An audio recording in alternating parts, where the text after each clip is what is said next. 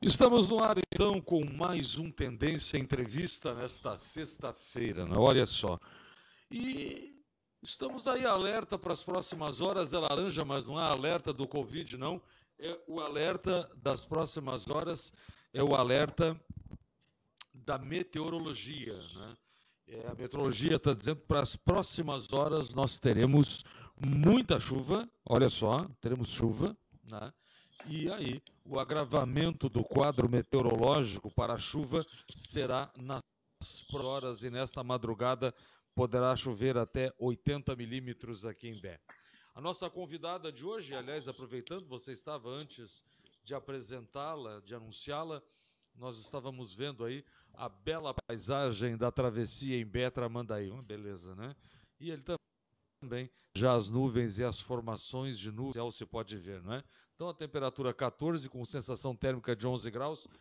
É isso, vamos lá, agora sim. Patrícia Reinaldo da Silva Amaral, psicóloga clínica, psicopedagoga, clínica institucional, aperfeiçoamento em habilidades comunicativas, também em análise de caráter, atua em ênfase em psicomática e análise de personalidade e autoconhecimento. Atende a todas as idades, a casais, a grupos também, realiza orientação a pais e também supervisão a psicólogos, principalmente recém-formados. Nós vamos conversar com ela hoje sobre a alerta, aliás, né, o Setembro Amarelo. Tudo é alerta hoje em dia, mas é... É isso mesmo. Né, doutora? Olá. Olá, tudo bem? Não estou ouvindo muito bem você agora. Deu uma E picotadinha, agora Cláudio. Não melhorou? sei se você está me ouvindo. Estou ouvindo bem. Agora melhorou. Então tá bom. Então perfeito. Então, boa tarde, bom finzinho de tarde, né? Prazer estar aqui novamente com vocês e vamos lá bater um papo bacana aí sobre esse Setembro Amarelo, né? Pois é, sabe que ano passado a gente não tinha aí o tal do Covid, não é? E aí nós estávamos numa cidade aqui da região e tinha lá uma feira, dessas feiras de temporada, e houve até com um debate realizado lá sobre o Setembro Amarelo patrocinado aqui pelo Tendência. Esse ano fica difícil, né? Porque não pode ser presencial. Não dá para aglomerar, né? Não dá para aglomerar. As pessoas que sofrem deste problema e que acabam atentando contra suas próprias vidas e que têm tendência a isso, neste momento pandêmico, requerem, doutora, mais cuidados? Sim, com certeza. Fica um pouco, é um pouco delicado, na verdade, a gente conseguir identificar essas pessoas, né? Eu acho que essa é a maior dificuldade das famílias, dos amigos, até do ambiente profissional, os colegas, né? Ou os empresários que têm ali os empregados, porque às vezes a gente não percebe que a pessoa está nesse sofrimento, nessa dor emocional, não identifica, não sabe quais são os sinais, então não estão atentos e às vezes não podem ajudar ou acolher, orientar essa pessoa a buscar uma ajuda. Mas são pessoas que precisam sim de mais atenção, mais acolhimento. Nesse momento de pandemia, assim, esse ano de pandemia está sendo um ano muito atípico na vida de todo mundo. A gente tem pessoas aí. Esses dias eu estava até lendo um artigo sobre isso. Tem pessoas que, pelo contrário, estão ganhando muito mais dinheiro. Tem pessoas que estão... Sim, com certeza. Tem ramos, né, do comércio, da economia, que está ganhando mais dinheiro. Da saúde, né? A saúde, principalmente, as pessoas ficam assustadas e qualquer coisa vão buscar agora um médico, um psicólogo, em todos os sentidos, né? Todas as áreas de cuidado com a saúde. Então, esses são ramos que estão, né? As pessoas ganham mais dinheiro.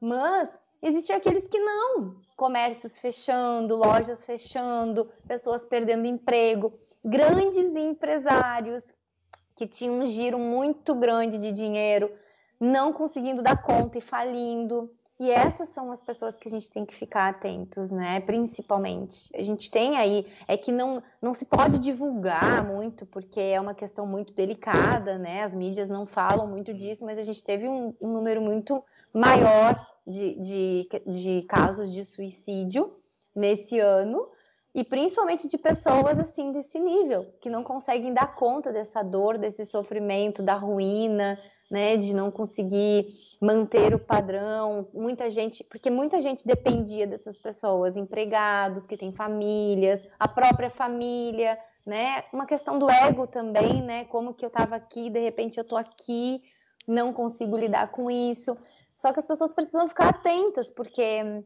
tem sinais, né, e a gente pode falar um pouco desses sinais, eu Claro. acho, de repente, para ajudar as pessoas a identificar. Quais são, por falar em sinais, os principais sinais que uma pessoa dessa apresenta? Porque, assim, ó, eu já vi, tomei conhecimento e várias pessoas até que conhecia cometeram suicídio. E a grande parte destas pessoas, elas não externam nada, não é assim, não é visível por todos que a pessoa está ali pretendendo dar cabo da própria vida, encerrar a sua existência. Ele decidiu não mais viver, não é? Tem uns que às vezes parece que estão chamando atenção, usam as formas de suicídio que realmente não funcionam. Aí, não, olha, está chamando atenção, não é bem assim. Mas tem outros que não deixam dúvidas, né? Usam realmente, atentam contra a própria vida de maneira incontundente que não deixe dúvidas. Que sinais dão estas pessoas? Então, nós temos aí bastante sinais que às vezes a gente acha que não, que é uma coisa comum, que às vezes pode ser só de um mau dia e não é, né? Então, assim, pessoas que vivem muito num humor triste, né? Estão sempre ali numa energia muito baixa, de tristeza, de frustração, sem vontade, sem ímpeto de viver, né? Ímpeto de realizar as coisas, de se relacionar com as pessoas. Chega até um nível de não conseguir trabalhar, ou então vai trabalhar, mas faz aquilo no mais automático possível, né? Porque não tem energia para interagir, para produzir. A gente tem perda do interesse, você percebe essa perda do interesse das coisas que ela sentia prazer antes. Então, às vezes, até ver uma novela, um filme, né? Comer um chocolate, nem isso a pessoa quer mais, né? Quer estar com o netinho, não quer nem ver o netinho. Então, a gente começa a perceber que aquilo que era muito gostoso, né, trazia uma alegria para a vida da pessoa, já se torna meio que indiferente. Exato, virou um sacrifício fazer um movimento. Eu não tenho energia para fazer esse movimento, né, para realizar essas coisas, mesmo que eu goste, né. Dificuldade também de concentração para fazer alguma coisa, foco. Dificuldades também em reter memórias, né? Memórias ali recentes, eu começo a esquecer das coisas, eu começo a esquecer tanto de alguma coisa em algum lugar, quanto de algo que eu ouvi ou que eu falei, né? Enfim, tenho uma dificuldade com isso. Começa a ter pensamentos de morte, pensamentos de a vida não tem sentido, essa vida é muito sofrida, eu tô cansado. Esses discursos a gente precisa ficar muito atento, porque não é só um discurso de tipo, eu quero me matar. Esse tá muito claro, e esse já tá te sinalizando que você tem que ficar, né, muito atento. São discursos mais de cansaço, desmotivação. Sim, esse tomou a decisão. E mesmo assim, se ele tá te avisando, ele tá te dizendo que ele não quer, na verdade. Ele não quer tirar a própria vida. É isso que a gente precisa entender, né? Uma pessoa que pensa num suicídio, ela não quer tirar a própria vida. Ela quer matar a dor. A dor emocional, ela é tão forte, ela é tão doída, que eu quero matar ela. É o único jeito mais fácil, mais rápido, mas que eu sei que vai trazer consequências e sofrimento para as pessoas que vivem comigo, mas para mim ela vai acabar. E não. Só que a dificuldade dessas pessoas é que elas não pedem ajuda. E se a gente não se atenta aos sintomas, né, ou que ela possa estar vivendo ali uma depressão muito grave, muito profunda, ela não vai pedir ajuda. E se a gente não oferece, qual o caminho que ela encontra que é mais fácil e mais rápido? A morte. De tirar a própria vida para matar. Exatamente, para matar essa dor, né? A gente tem também como sintomas aí, como sinais, diminuição de energia, né? De uma fadiga, né? Como eu tinha falado um pouquinho antes. Também pode ser o inverso, se sentir muito inquieto, ter problemas para ficar concentrado em alguma coisa, sentado num lugar, conversando com uma pessoa, às vezes não consegue escutar a pessoa, né? A pessoa quer falar e ele já atravessa. O movimento inverso também de uma inquietação mental, que o corpo também mostra essa inquietação, também é um sinal. Por isso que às vezes as pessoas não percebem, né? Você sabe que uma vez eu tive uma situação de um cliente que não foi com ele, né? Foi algo próximo, ele trouxe a situação para mim. Isso lá no Rio de Janeiro, quando eu ainda morava lá. Ele era médico e ele estava numa reunião de amigos médicos e tinha uma moça jovem que estava lá conversando, era convidada daquela pessoa, conversando com umas pessoas, e ele olhou, ele era um médico psiquiatra, tá? Esse meu cliente. E ele olhou a moça e ela estava sorrindo, falando com as pessoas, mas ele disse que olhou para ela e sentiu algo estranho, assim. Ele disse, essa menina tem uma tendência a suicídio. E ele chamou o dono da casa e falou, você deu uma atenção para aquela menina porque tem algo errado com ela. E ele disse, não, ela é jovem, linda, era modelo, lá. Resumo da história, você não vai acreditar, a menina se matou naquela noite. Que loucura isso, né? Acredita? Acredito, sim. Então, assim, quando a gente sabe, a gente tem um olhar, a gente consegue ver, mas as pessoas que não estão ali envolvidas, né, com esse mundo da psique, às vezes, realmente, tá sorrindo, tá bebendo uma cerveja, conversando com as pessoas, ela tá bem, ela nunca vai se matar. E ela se matou naquela noite, depois da festa. Então, é muito delicado. Às vezes a gente não se dá conta, mas assim, por exemplo, aquela menina podia estar sentindo que são mais sintomas. Um sentimento de desesperança, de falta de sentido na vida. Ela podia ser linda, modelo, mas de repente tinha uma decepção ali com ela mesma, de não se achar suficiente para uma relação, ou para o próprio trabalho, achar que não ia crescer mais. Não sei o que estava dentro da cabeça dela, né? Ou algum sentimento de culpa que ela pode carregar. Desde infância, tudo isso. Eu morei em São Paulo, uma época, e tenho um grande amigo psicólogo. E nós estávamos em casa dele jantando e tocou o telefone. Era a mãe de um paciente e que nos dizia, doutor, o senhor precisa salvá-lo. Esse rapaz que precisava ser salvo, ele estava licenciado de um banco, ele trabalhava no caixa, ganhava bem. E aí ele ficou maluco. E por algum motivo na cabeça dele, ele pôs na cabeça que ele era um anjo. E naquele dia ele foi abençoar as pessoas frente ao museu na Paulista. Foi abençoar o pessoal do trânsito e fazer discursos religiosos. A polícia chegou, ele deitou no meio de todo mundo. Aí alguém conhecia, disse, não, ele não está bem, inclusive tem o telefone aqui. E o meu amigo foi lá. E a única maneira de tirá-lo do meio da avenida, sem que a polícia intervisse, desse um escândalo... Tá falhando para mim agora, não tô ouvindo melhorou? você. Melhorou agora? Não. Não? E agora? Tá bem falhadinho. São as horas da internet, né? Mas, enfim, a única maneira de tirá-lo de lá foi que o... Não tô ouvindo você. Não tá ouvindo? Ora, mas por que será isso, né? Agora tô. Ah, tá. Eu dizia que a única maneira que, que encontraram tirá-lo do meio daquela movimentada, da avenida mais movimentada do Brasil, ou uma delas, né? Agora não estou de novo. Tem que dar uma mexidinha aí quem sabe no fone, não? Melhorou agora? Não ouve. Não ouve? O que pode ser isto, né? Eu lhe ouço tão bem aqui. Que coisa. Continua não me ouvindo? Não ouço nada. Não ouve nada. Luca, vamos refazer a conexão com a doutora, então? Voltamos com a doutora Patrícia. Agora vai dar certo. Tá me ouvindo bem?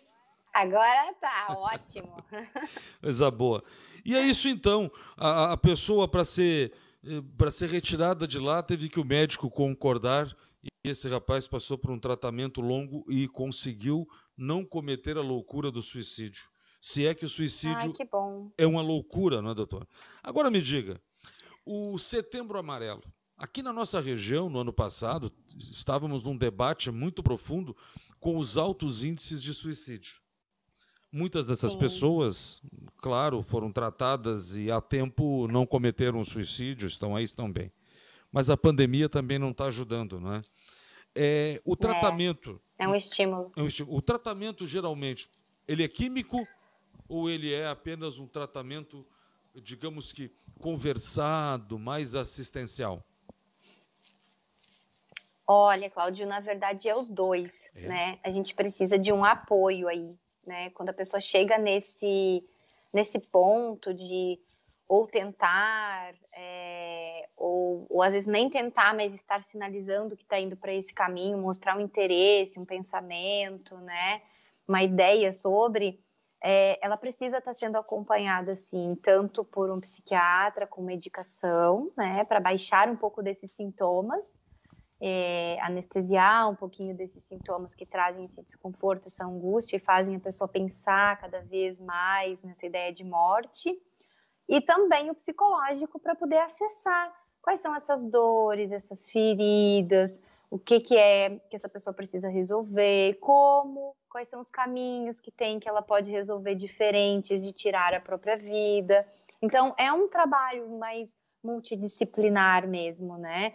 Também a pessoa pode buscar também algumas terapias alternativas que façam bem a ela. Isso vai de acordo com o olhar de cada um, o que atende, né, o que a pessoa gosta. Então, tem pessoas que buscam uma homeopatia e assim vai, né? N ferramentas.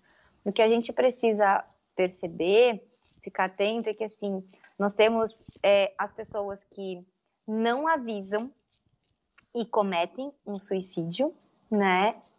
A gente tem as pessoas que avisam e às vezes dá tempo de você ajudar. E a gente tem aquelas que não falam de morte, mas começam a sinalizar esse desejo. Por exemplo, é muito comum, né? É muito comum chegar pra gente na clínica adolescentes que começam a ter comportamentos de automutilação. Então começam a se cortar, se queimar com cigarro, se arranhar, ficar comendo as unhas até sair sangue, se machucar de alguma forma.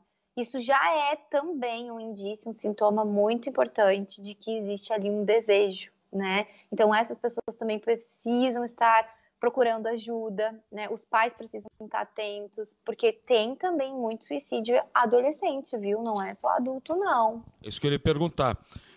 Na fase adulta, adolescente, criança ou lá na terceira idade, tem uma faixa etária dessas que se sobressai, que comete mais o suicídio ou não? Independe? Não, tem sim. A gente tem um número maior aí, né, de suicídios entre 18 anos até uns 40 anos. Essa faixa são jovens? As que a gente encontra aí. Sim, são pessoas jovens. Os idosos, o índice é muito pequeno, acontece também, mas não é pequeno, é considerável, mas é bem menor do que essa faixa aí, nessa média, né, de idade. E adolescentes também tem um número considerável, mas a partir dos 18, aí, entre esses 18 e 40 anos, que a gente vê um pico, né, maior de suicídios ou tentativas. As tentativas estão maiores aí nos adolescentes. As tentativas de chamada ali de atenção, de pedido de ajuda, né, estão mais nos adolescentes, mas de realização, de conseguir chegar ao ato, né, a gente tem mais aí entre os 18 a 40 anos.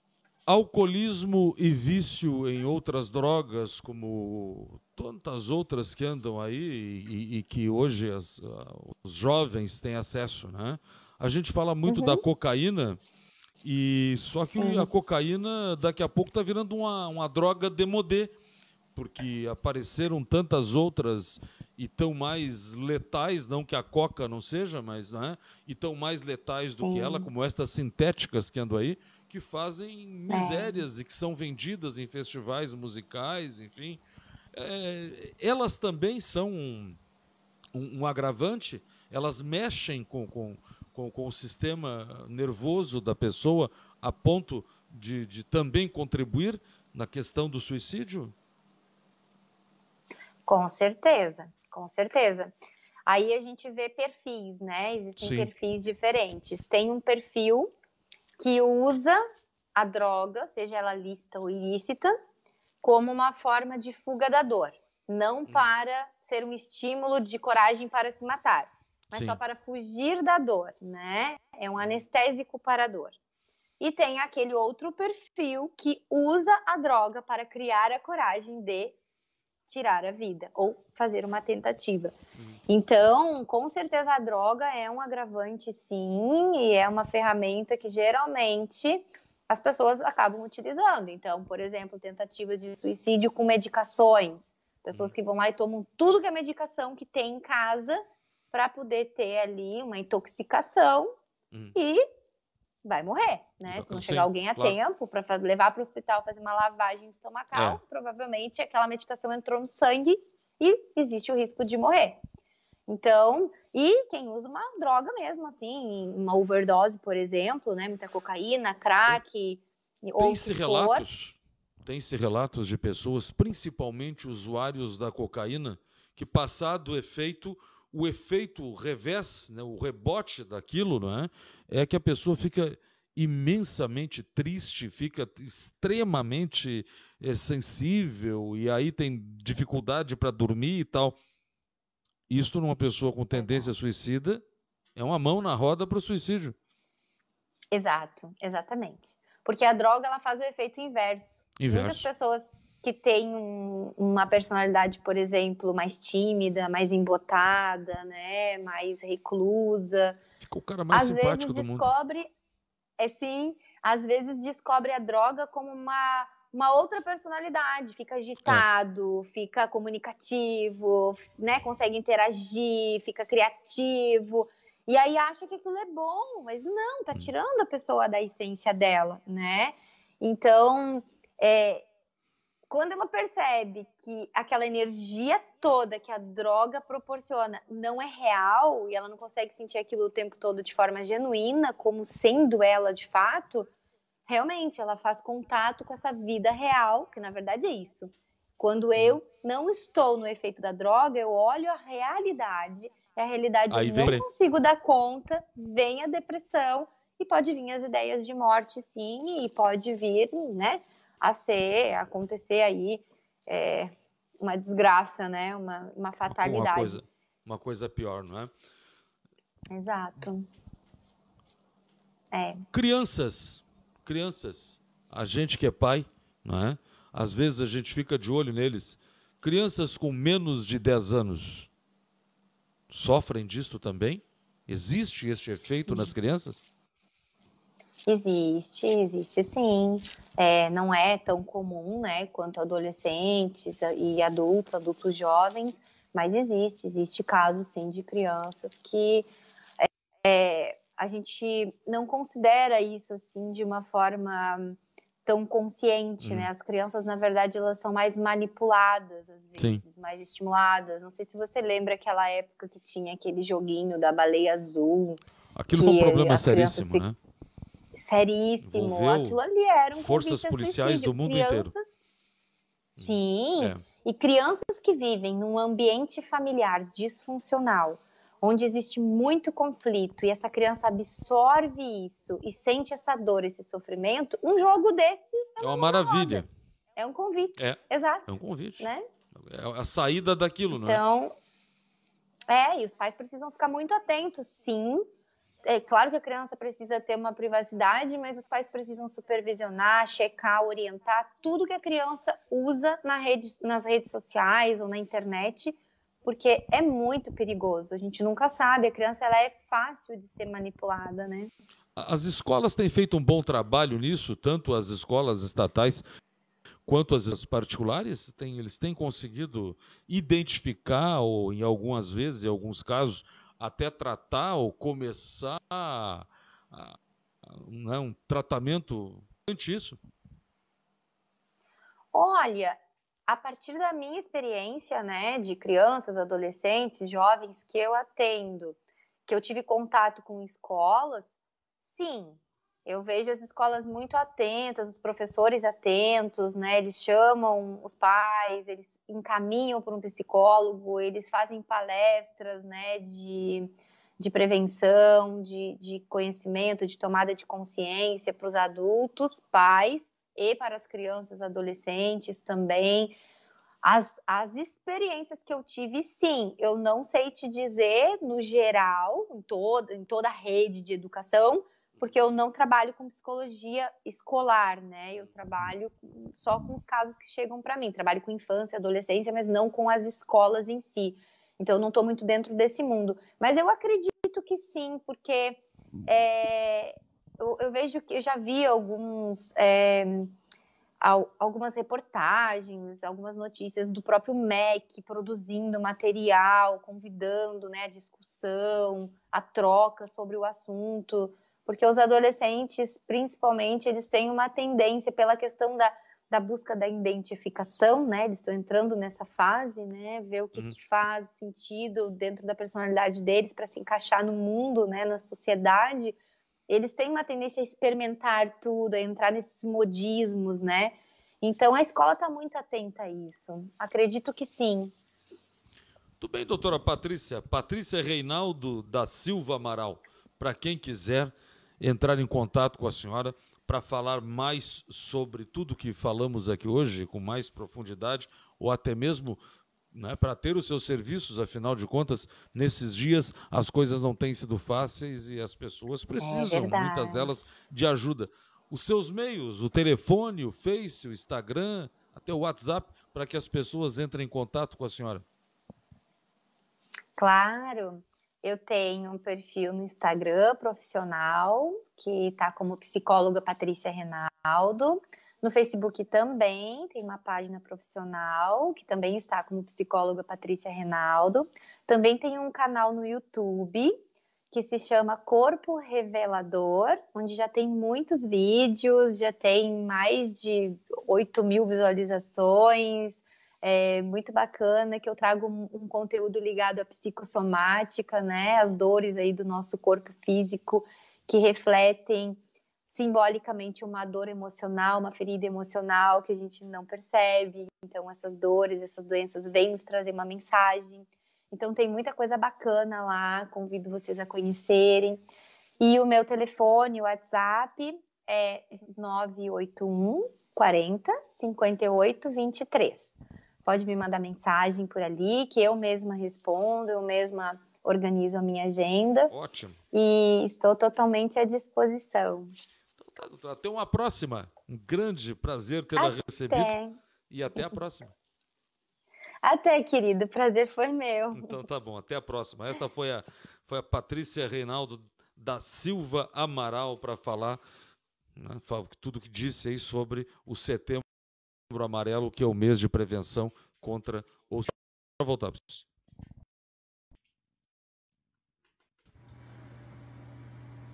E a vida, tchê?